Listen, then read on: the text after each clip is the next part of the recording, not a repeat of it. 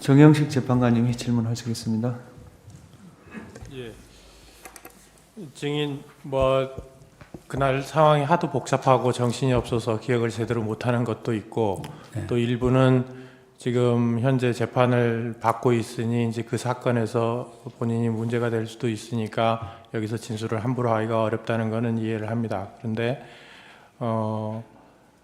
이 사건에서 얘기를 해도 예를 들자면 여기서 기억이 나는 것 중에 일부를 얘기를 한다고 그래서 그 부분이 진실이고 증인이 기억나는 대로만 진술했으면 그게 아무런 문제가 없어요. 다른 사건에서도 당연하겠죠. 그거는 여기서 거짓말을 얘기한다거나 혹시 복잡한 얘기를 하다 보면 말이 왜곡될 수 있으니까 그렇지만, 그래서 제가 지금 계속 이제 아까 일부 대통령 전화 받으면서 답변한 내용을 일부 반대신문에서 답변을 하셨어요.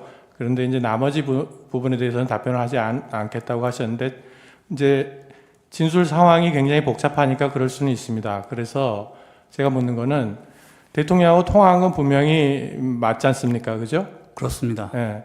그러면 대통령하고 통화할 때 지금 상황에서, 그때가 아니고요. 옛날에 어떻게 얘기했던 걸 다 떠나서 지금 상황에서 머릿속에 기억이 나는 단어들이 있습니까?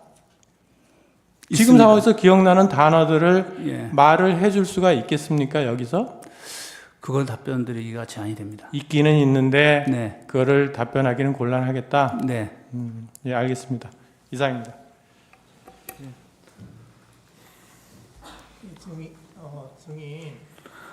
증인은 지금 삼성 장군이잖아요. 그렇죠? 네.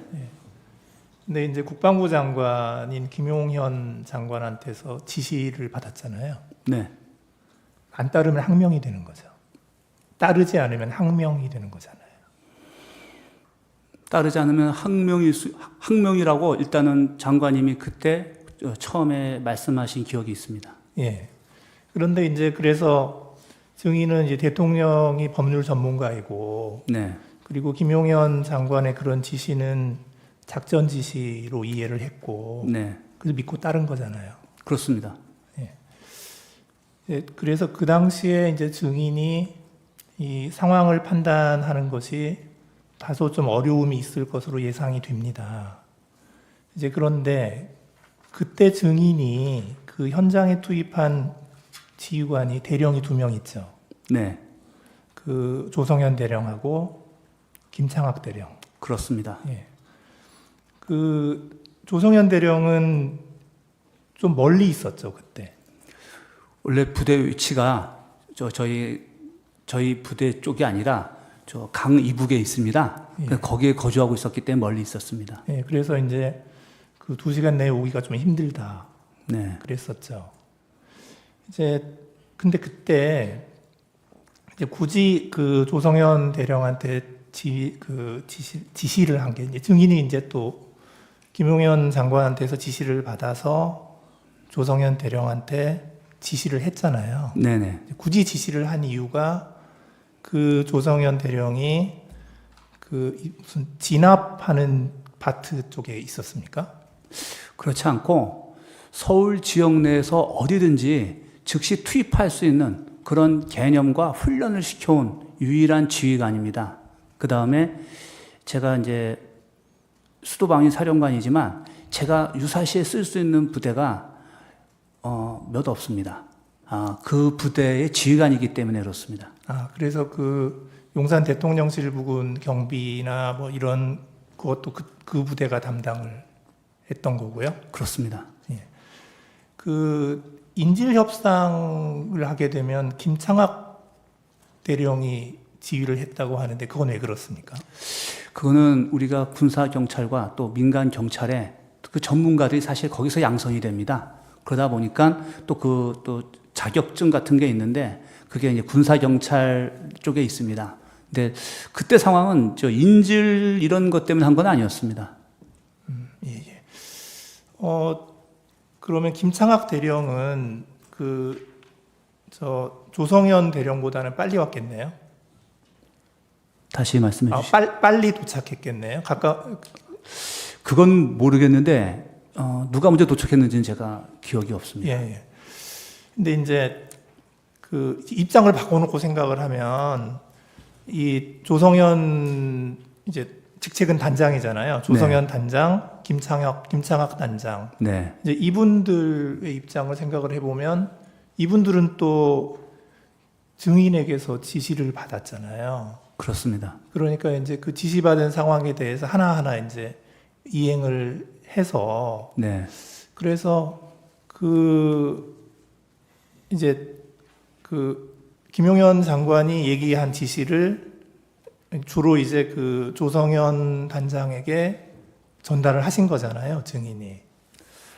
그대로 전달한 것보다는 제가 해석을 합니다. 왜냐면은 제가 지휘관인데 그냥 전달하면 그 지휘관입니까? 제가 해석해서 거기에 맞는 추정 또 필요한 과업들을 줄 수 있어야 되는 것이고 그렇게 훈련되어서 제가 왔습니다. 지금까지. 그러니까 이제 그렇게 지시를 하신 거죠. 그렇습니다. 이제 그래서 지금 이제 약간 혼란이 생기는 건 뭐냐면 이 조성현 단장도 증인의 지시를 따라야만 되는 상황이었고 네. 이제 그거를 이행을 했단 말이에요. 네. 이제 그런데 그 입장을 이제 지금 와서 이렇게 보면 네. 이제 증인도 이제 나는 대통령이 법률 전문가고 그러니까 이건 적법한 지시라고 생각을 했고 네. 그리고 또 그에 따라서 그 김용현 장관이 작전 지시 차원에서 이렇게 얘기를 한 거에서 그걸 따랐는데 지금 좀 상황이 이제 증인이 기소가 됐으니까 네. 굉장히 좀 증인으로서는 억울한 상황이잖아요. 저 말씀입니까? 네, 증인으로서는. 저는 책임져야 될 상황이고, 우리 우리 단장 2명은 제가 당시에 그래도 빨리 그 사람들을 생각한 거는 신뢰하고 있고, 어떤 임무가 구체화되면 할 수 있는 사람이라 생각해서 판단해서 정한 건데, 제 입장에서는 되게 미안하죠. 그렇죠. 네. 그러니까 그 두 단장들도 사실 지금 입장이 굉장히 곤란할 것 같고, 네. 그분들도 지금 조사를 받은 것 같아요. 예, 그래서 이제 결국 그 이제 증인의 재판에 같은 데에서 이제 그 단장 두 명의 그 진술도 증거로 사용될 것 같고, 예, 그 입장은 똑같거든요. 지금은 대통령에 대한 탄핵 재판이지만 네. 여기에서는 증인의 진술을 지금 증거로 쓰기 위해서 네. 지금 오늘 증인으로 나오신 거거든요. 네. 그래서 그러니까 이런 이제 군인으로서 이런 상황에서 이제 그 증인이 이제 이거를 많이 잘못했다. 지금 이거를 따지는 것이 아니고 지금 여기는 지금 탄핵 재판이니까. 예.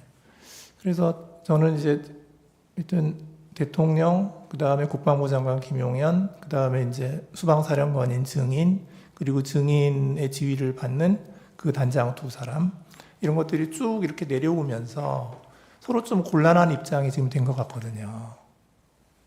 그래서 지금 이 자리에서 증인이 좀 증언하기 어렵다고 하는 거를 굳이 이야기를 하라고 말씀은 드리기가 어려울 것 같고, 이제 다만 증인의 그 지시를 받은 그런 단장들도 똑같은 상황이 되어서 좀 그 입장도 좀 생각을 하셔야 될 것 같거든요.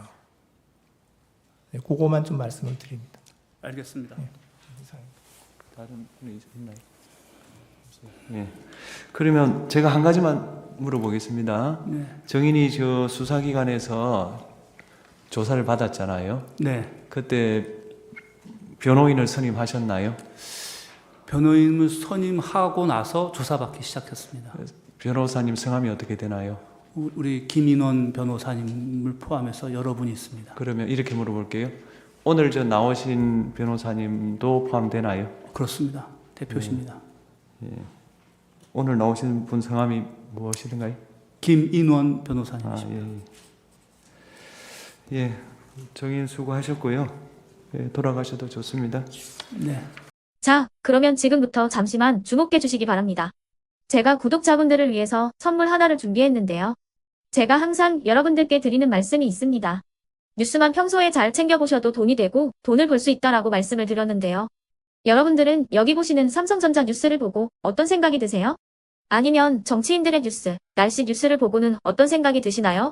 그냥 뉴스만 보고 끝내는지, 아니면 이 뉴스를 어떻게 이용할 수 있는지, 이 부분을 고민하고 계시는지를 되물어보고 싶습니다. 그 이유가 뭐냐 하면 제가 지난번에 여러분들께 뭐라고 말씀을 드렸었죠?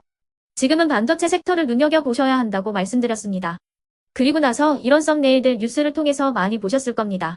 반도체 내용이 이슈가 됐을 때 부자들은 어떻게 생각한다? 반도체 관련주들은 뭐가 있는지, 어떤 종목이 가장 좋은지, 어디에 투자해야 돈이 몰리는지 자연스럽게 생각한다고 제가 말씀을 드렸죠. 그 이유가 뭐냐 하면 부자들이 봤을 때는 이슈가 곧 돈으로 이어지고 그 이슈가 나에게 돈을 벌어준다는 경험적 확신이 있기 때문에 부자들은 항상 이런 사회적 이슈를 관심있게 챙겨본다고 제가 말씀을 드렸습니다. 이번에도 마찬가지인데요. 제가 지난번에 시청자분들과 함께하는 주식으로 수익 내기 이벤트를 진행했었죠. 당연히 100% 무료로 진행을 했었고요.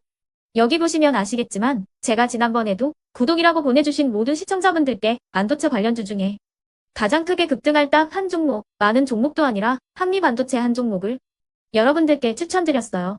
그러면서 여기 나와 있는 대로 정확히 얼마에 매수해야 하는지, 그리고 수익률이 어느 정도 나왔을 때 팔아야 하는지를 이런 부분들까지 여러분들에게 정확히 알려드렸었는데 지금 실제로 어떻게 되었다? 오른쪽을 보시면 아시겠지만 제가 지난번 문자 발송으로 이 한미반도체를 소개해드리고 나서 실제로 이렇게 5배 이상 어마무시한 상승이 나왔습니다. 100만 원만 투자를 했어도 무려 500만 원이 넘는 수익금이 생긴 거죠. 그래서 당시에도 굉장히 많은 분들이 제가 드린 이 한미반도체로 수익을 내실 수가 있으셨을 텐데요. 다시 한번 축하드린다고 말씀을 드리겠고 이번에도 마찬가지입니다. 앞으로도 2024년, 2025년 계속해서 기대해볼 섹터는 AI입니다. 그 중에서도 AI 반도체는 그 누구도 부정할 수 없는 미래 성장 산업입니다.